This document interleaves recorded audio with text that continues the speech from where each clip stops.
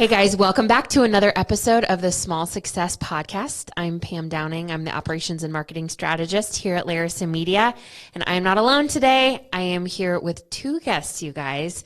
This is a special edition of the Small Success Podcast. We are starting a series called Meet the Squad. We're going to introduce to you members of the Larison Media team one by one. So without further ado, I'll have my guests introduce themselves. Here with me is...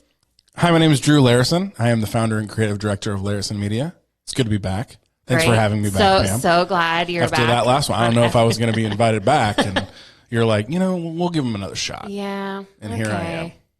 All right. Well, yes, I'm very glad that you're back, Drew. I'm also here with... Anna Butler. I am the community specialist here at Larison Media. Not only is Anna the community specialist, she's also our intern. And we're so glad that you're here at Larison Media, but also here on this Small Success Podcast today. It was bound to happen. Success is a hard word. I get it. And it's an unfortunate word. Like when you mispronounce it, like an inappropriate word happens.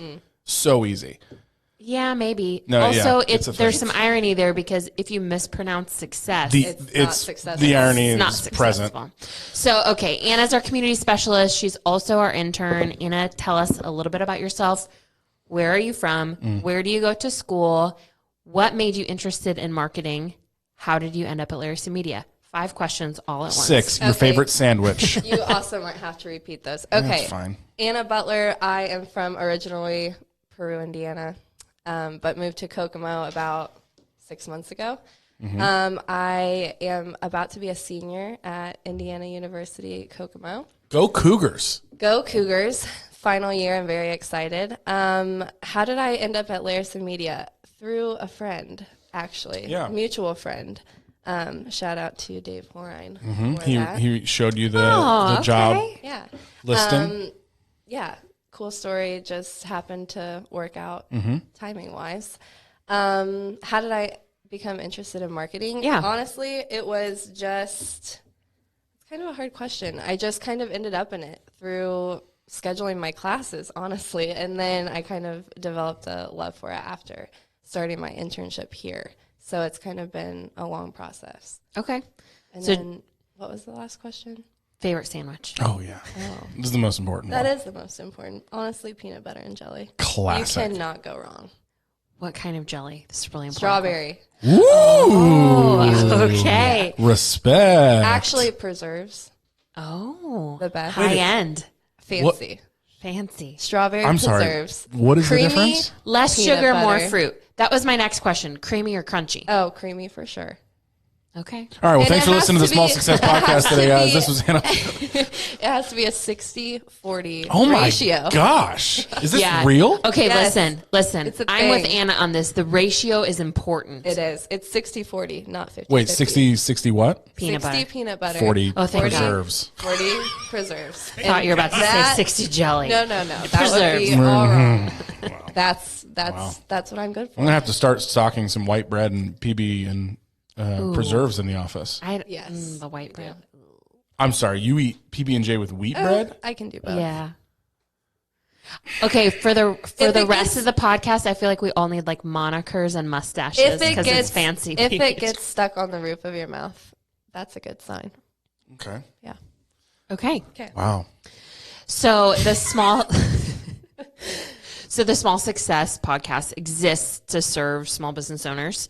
That is kind of the heartbeat here at Larison Media. So part of the reason we wanted to introduce you to everyone on our team was so you can get a full understanding of what we do. If you would ever choose Larison Media to outsource your digital marketing to, introducing you to the team just lets you know, like, we have a full staff of people who are here for you, and we want to kind of go into some detail about what we do on the daily, because I feel like that's part of the mystery of a digital marketing agency, whether it's Larison Media or someone else. Just want to kind of roll out who our staff is and what we do. So we're here with Anna.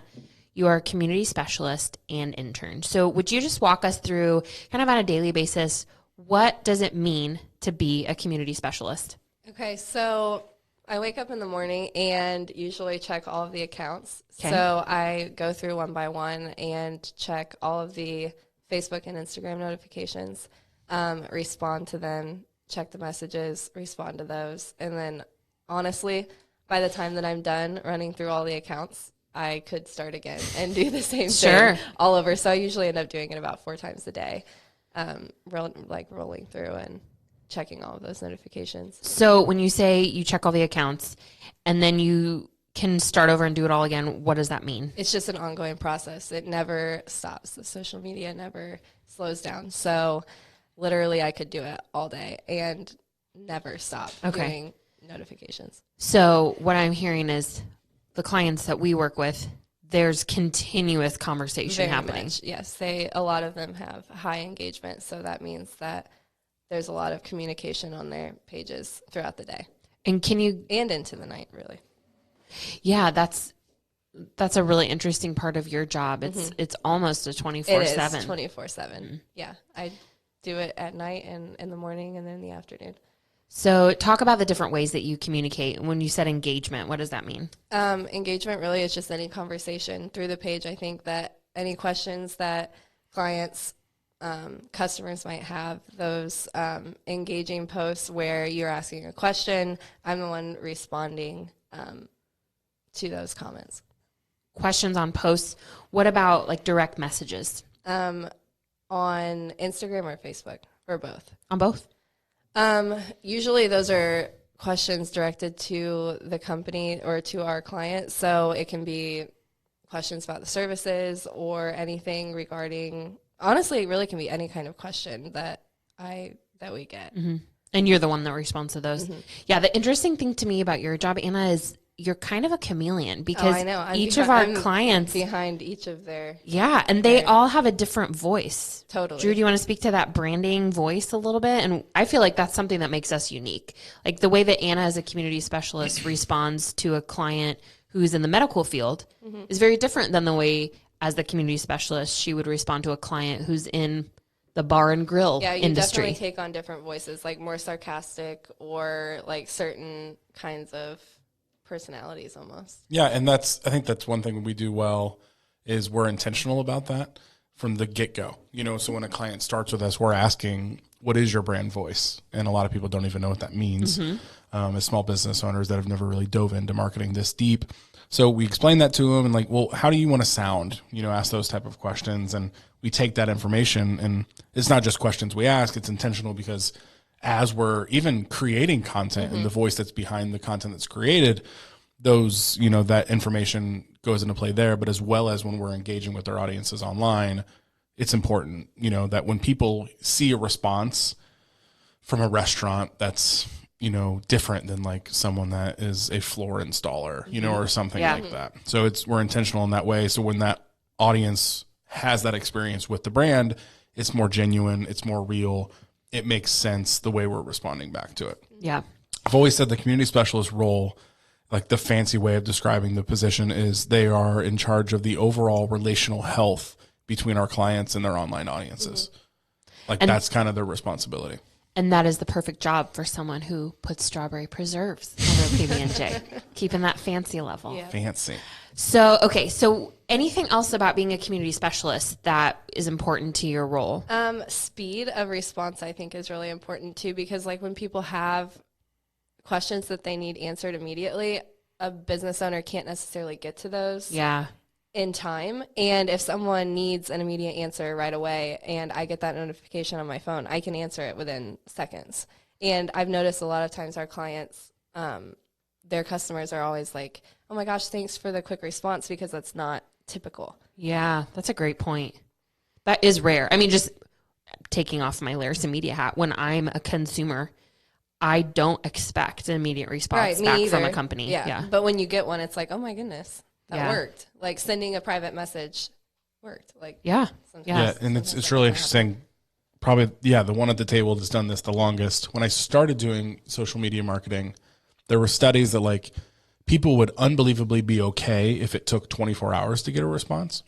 And as like my career has gone and I've done this more and more, and people are more using Facebook direct messages to a brand page similar to what they would do in the past as like a phone call. People are now expecting between like 1 and 3 hours and answer back. And if it gets past that, that's when like they're actually frustrated. So I've always said to clients, like our job in a way is to answer your phone, like your online phone, and to be there to pick up. The same way in the past, if somebody actually called your business and you just didn't answer, that was a bad experience for that customer. It's the same way now. You know, a Facebook direct message, an Instagram direct message, that is now a phone call, like in the equivalent of like the customer experience. So it's a great thing. I mean, which time in general continues to be one of the main reasons we exist and why we provide value to people. Right. That's a really interesting, this is a very small rabbit trail and I'll get us back on track, but just think about how quickly the pace of communication has increased in such a short amount of time. I mean, when I was a child in the 80s, like you're right, it would have been totally normal to make a phone call, leave a message, hope to hear back within a few days. And that was a normal pace of business. And now, like the example you use, when you send a direct message, you're right. If it's been more than 3 hours, there's kind of this angsty, did they get that? Are they responding? Yeah. What do I do? Okay, so we talked about being a community specialist. Can you talk a little bit about being an intern and what that's like as a student? Being an intern, I have learned more about marketing in the last 4 months that I've worked here than I have in the 3 years that I've gone to school for marketing. I'm smiling so big. It's so true, though. Hands-on experience is nothing really compared to sitting in a classroom. So learning the ins and outs of, even from the brand strategist side to the community specialist to what Drew does on a daily basis and what you do, it's all just such a learning experience. It's been a ton of fun. Do you feel like the two have partnered well, hand in hand? Like the classroom experience? For sure. And honestly, I think internships are kind of far and few between. So I'm usually one of few who have a marketing internship like lined up in my classroom. So it's kind of cool that I get to speak out and discuss my personal experience versus just what we are learning about. It's like, oh, well, I've actually done these things, or this is what goes on in my office. And I'm actually like teaching some of my fellow classmates what's going on. So it's kind of cool. That is really cool. Yeah, especially locally, there's not a lot of companies that are offering marketing internships. No. So you're right. We're one of the few companies locally Larison that are doing it. Media is the coveted position. Yeah. We love hearing that. Aw. Okay. So one of the things I had asked each person on our staff what they want to talk about when they come on Small Success. And Anna, the thing that you responded to me was talking about for a young person like you, maybe someone who's still a student or someone who is looking for an internship or someone who's just looking to gain experience in marketing. Talk to us a little bit about that. Are there specific like tips and tricks, or have you found like best practices in marketing or things that you have learned at Larison Media and working with clients directly that maybe you didn't know a year ago or 2 years ago that you would share, or coach someone? You have 1 year left of college. Pretend you're talking to a freshman or to a brand new small business owner. What are some pieces of marketing, specifically digital marketing, that you would advise? So obviously, like, the social media platform is our primary focus. So I think that people in my generation are quick to like sniff out ads, and when they feel like it's unauthentic, it can be a turnoff because they don't want to just see another thing like shoved in their face. So I think like a key is authenticity that makes someone believe that, oh, this company or this product is genuinely being promoted because it's good, not just because there's money behind it. And I think that when you stand behind the product or service that you are promoting, that's really important, at least to my preference. I think like one way of the social media marketing that's not necessarily been touched on quite as much as like influencers and people who are like actually paid to promote products who have that following. I think that's a really interesting aspect of marketing that's kind of up and coming, at least for my generation. I think that's interesting, like aspect of marketing. Really interesting point. You're like what you just said is exactly what every study is saying about like what millennials appreciate about being advertised to. And it's really older generation. So let's say like my parents and up, maybe even somewhere in between there too.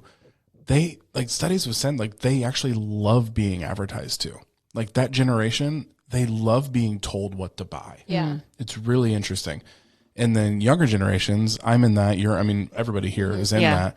We don't like deliberately being advertised to, but we love being Like suggested shown things. creative things that could intentionally be advertising, but we appreciate effort and creativity more than I feel like our previous generations have. They were like, just, hey, tell me what to buy. And if it's funny, I'll do it. Yeah. So it's that switch is really interesting. Which, like, I don't know about you two, but like if someone you know or like trust recommends something, you're obviously more apt to like purchase or Oh, for sure. go there. Amazon started that. Yeah. And I feel like because just the idea of online reviews is massive. Oh, it's you could click on a link unbelievably. And I did this. I remember one of the most stressful moments of my entire life was booking our honeymoon because I had it every intention. I knew where we were going. Sure. I loved it. I probably saw an ad for it and the pictures looked amazing. On their ad, there were amazing reviews. I went to TripAdvisor to look at the resort. There were like 2 negative reviews and people said it was the worst experience of their life. I'm like, I can't. Because especially that's an expensive purchase. So I do the same thing over a $10 thing on Amazon. Yep. I mean, it has negative reviews and it goes back to, I think, people buy from people more than we ever have before, rather than like people buy from companies. Yeah. Which is the great thing about social media we talk about a lot is with the opportunity with social media marketing, your corporate brand has an opportunity to humanize itself to where it comes off as a person, not a company. Yeah. Which is a really great thing because people buy from people.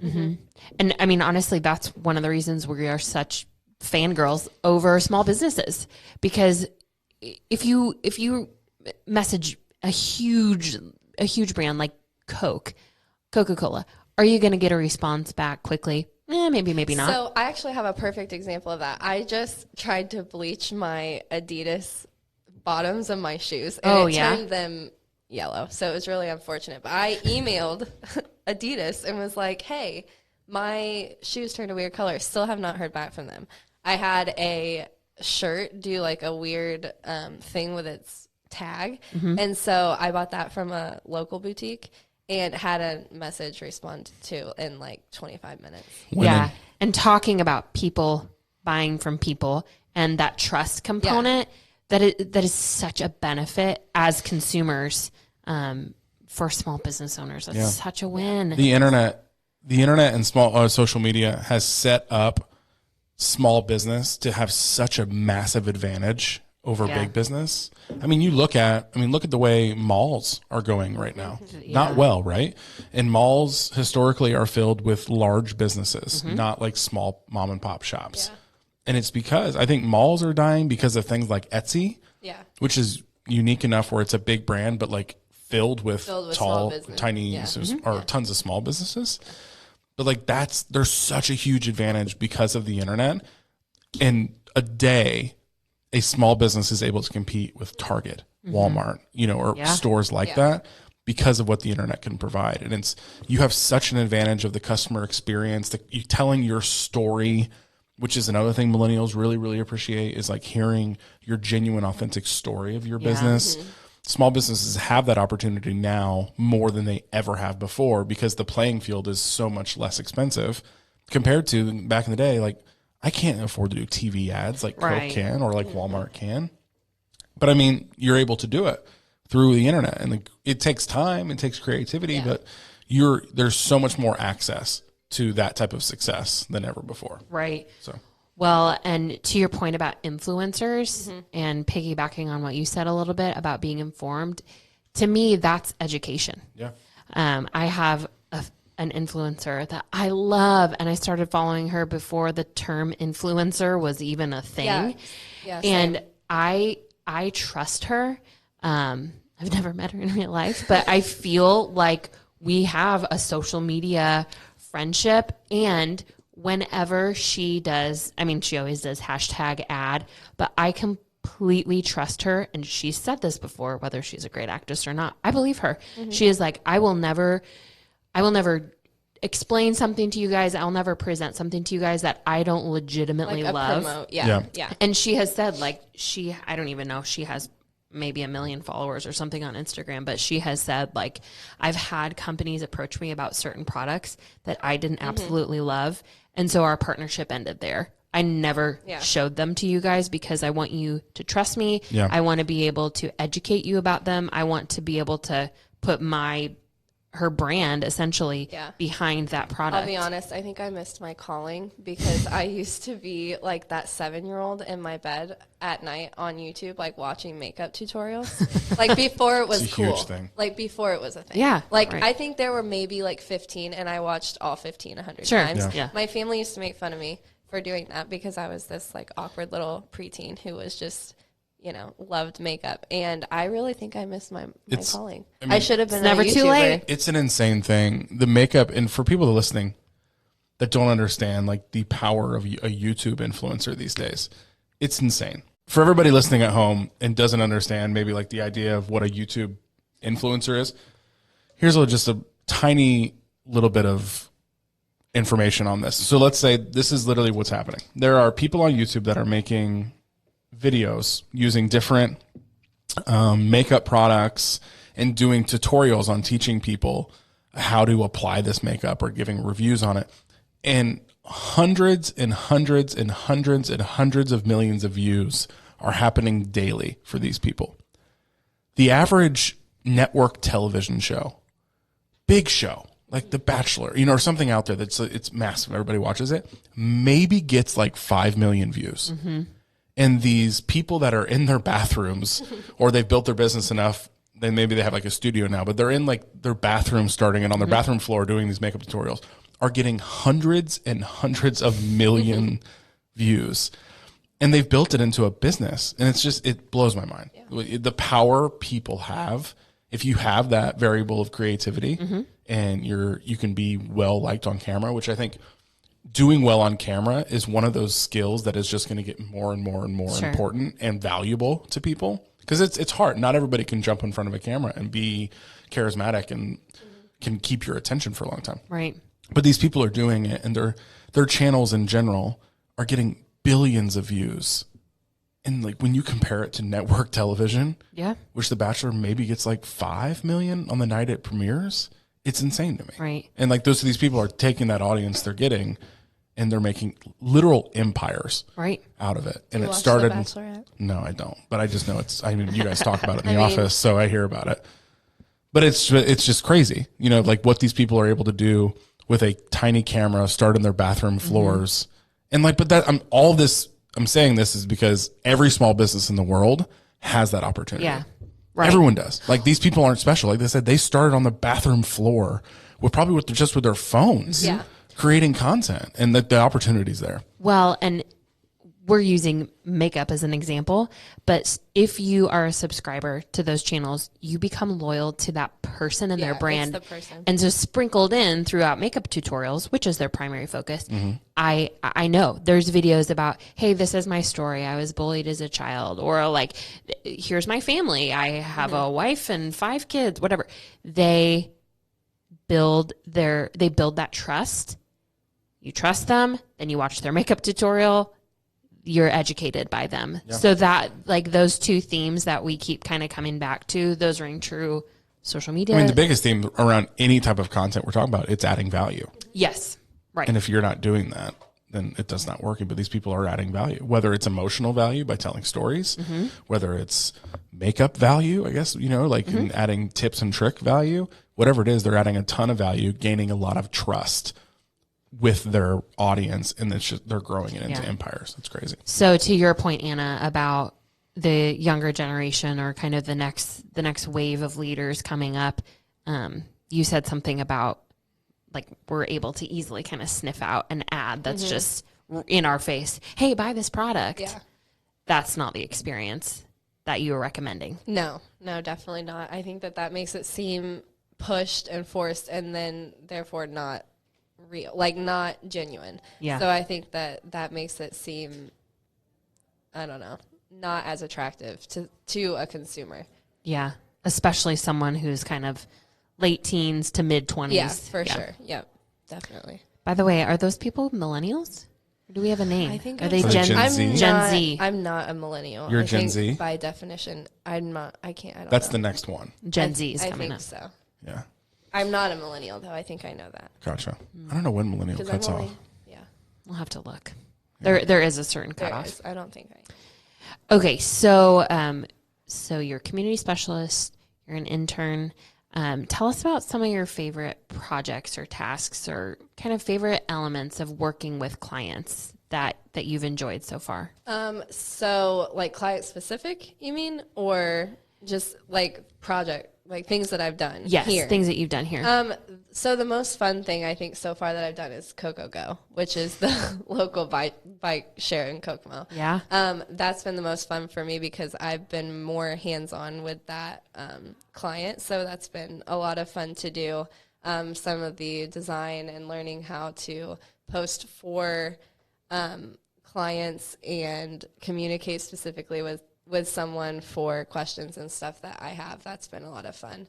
But also I just really like the personal connection that we have with all of our clients. It's been fun. You kind of become friends with them. You talk to them every week. You learn what's going on in their office. You kind of get to know them on a personal level, and that's been a lot of fun for me. So People have done this role in the past. They said it's kind of crazy, like the privilege we have at Larison Media, because it really, we feel on our end, we maybe get to know our clients' audiences and customer base better than they actually do because we're talking to them literally on a daily basis. Yeah. And it's such a cool privilege, I think, for us to have that. And it's a lot of work, and it could be happening at a lot of times, but like at the same time, it's a really cool thing. Yeah. When you look at the big picture of it, like these clients of ours, small businesses, they're hustling in their business every day, doing what they have to do to grow their business and keep their business going. And we get to play this role of relationship building. Like I said, like and I define your role as you're in charge of the overall relational health between our clients and their online audiences. That's a really cool role to me. Yeah, it is. It's a lot of fun. So you mentioned that we talk to clients every week. Can you explain that? So on our weekly calls, we have scheduled with our clients. We go over things. We talk about the messages that have been sent to them, any issues or compliments, all good and bad. We discuss like what they want to see on their page, upcoming events, things that they have going on, birthdays, anniversaries for their employees, like anything literally that's going on in their world, we get caught up on, and then for the next week we post that for them. So that's pretty cool how we get to kind of know. I feel like we have like 50 little offices that we are all a part of because we have each client and we know what's going on in their world. So that's fun. And as the community specialist, how many of those calls do you sit in on? I don't mean number. I mean like every single one. Yeah, every single call. Every call I'm in there. Sometimes I'm just quiet. You don't necessarily know I'm in there, but I take notes and send follow-ups. So, nice. Yeah. So we're handling the daily that the client may not. We're having a weekly touch point with them to keep them in the loop, share information, talk about plans. And sometimes also like I'll text our clients if we have questions that come through the page that I don't necessarily like know, it's very specific. Sure. We'll talk midweek too, just like touching base, and I'll text them really quick and find out that answer. So it's kind of an ongoing learning process. Yeah, like what I always say is like our goal, if we get here, then we're successful for our clients in a certain way. Like our goal is to become their marketing department. It just works in a different building.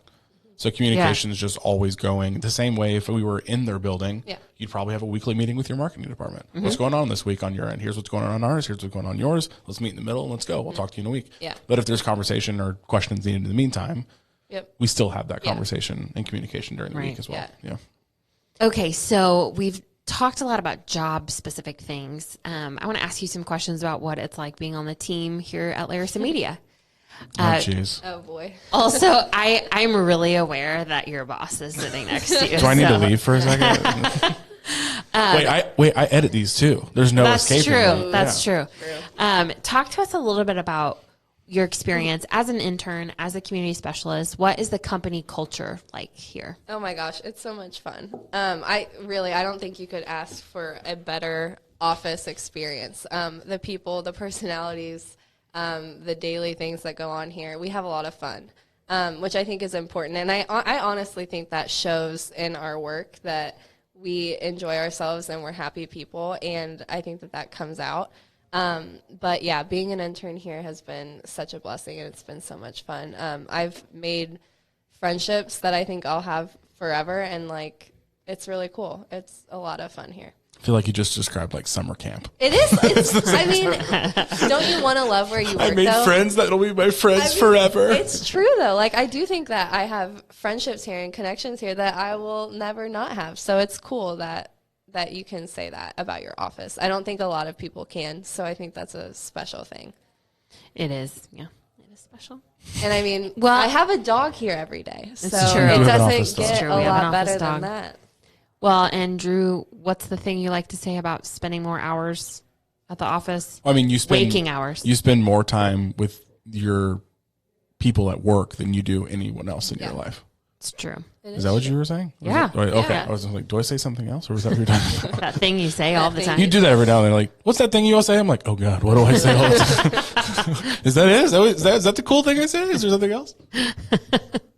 Okay, so anything that you want to share about working with clients, or your favorite part of marketing, or you've already told us what your favorite project, but maybe talk a little bit about Who's your favorite coworker? Let's just get that out. No, I'm kidding. Come on. Who's your favorite?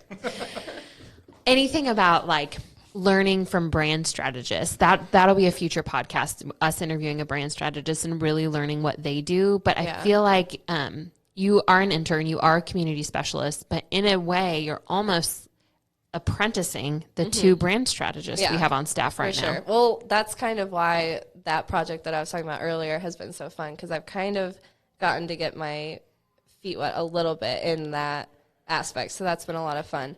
I learn from Anne-Marie and Bailey every day what they're doing and things that they have going on. I think patience is like a really cool virtue that both of them have. Is they both are always willing to go the extra mile when they need to, which is a really great quality to have. And they're always so kind to our clients when they have special requests, which is something that I think is really important, that they, an important quality that they both have. Sure. So that's one thing that I've learned from them for sure.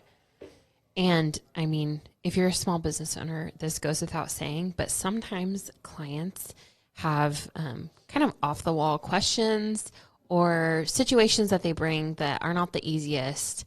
And I've watched them both kind of navigate those situations with for sure. professionalism. And Yeah, because I mean, they'll have content planned, for a couple of days in advance, and a client will say, hey, I need this posted today. And you would never know by their reaction that they had certain things planned. They just roll with it. And that's part of this world, is you have to just roll with things. And that's how it goes. Something different every day. Yeah, something different every day. And that's what makes it fun. But you have to be laid back to do that. And so. Yeah, for sure. Okay, 2 questions as we wrap up here. And thank you so much for taking a little bit of time to chat with us on the podcast. We already know your favorite sandwich. Now we need to know your favorite pizza topping. Oh, honestly, everyone's going to hate me, but I love Hawaiian pizza. Oh, the pineapple. Yeah. It happened. I'm I'm It's a not thing. against that. Yeah, I'm not but a against lot it of either. people are. Yeah, it's A lot of people are, but My wife's from New York, so like they do they're picky about their pizza up Yeah. there. So I mean, I don't know if we'll sleep on the couch tonight if she hears this, but like I don't have a problem with it. I think it's fine. I really A good thoroughly Hawaiian enjoy pizza? it. Oh, okay. Harvey Hinklemeyer's Hawaiian Local pizza place? is They put like brown sugar on yeah, it too, it's and special. Yeah. it's good. I've never had Harvey. That might be a Hinklemeyer's, Hoosier you It's guys. thing. almost time but- for lunch, so Yeah. Okay, last question as we kind of wrap up our first in this Meet the Squad series. We have core values here at Larison Media, and I'm not going to ask you to recite them all, but I'm interested to know, what is your favorite core value and why? that's really hard because all 4 of our core it is values hard. are really good. Oh, what an answer! They are. Really, It's hard to pick. They're all so great. They're all so great. Confidence, though, I think is key, because I think that plays into life in general. If you aren't confident in yourself, everything else follows suit. So I think that as a person and your personality, your character, your mind, body, all connects to your confidence. And I think that to have that core value is really important because that shows in our work and that then shows for our clients. So I think confidence is my favorite. I also think ownership is really important because with that confidence, you're going to fail and you have to be able to take ownership of your failures and move forward. So, yeah, it's great. Drew, any other final thoughts? We have Anna on the podcast today. Your favorite intern. My only intern. Still a favorite. No, I mean, no, this is good. This was good to sit down. Like Pam said, it was the first one of like meet the squad, type of podcast. And this was fun. This was good. It was good to have you on, learn a little bit. I mean, to learn about your PB&J preferences. I've been wanting to ask you that for months, and I'm glad we finally got an opportunity to drop that question. Yeah. So, no, it's always good as like the owner of something to hear your people, your team, your squad, your employees talk about in a genuine way, like the culture that's here. It's a really cool thing for me to hear. It's a good place to work. Thanks, boss man. You're very welcome. Okay, well, thank you so much for joining us for another episode of the Small Success Podcast. For more details on this episode, you can check us out at larisonmedia.com under the resources and blog section. I'm Pam Downing. So glad you were with us today. We'll see you next time.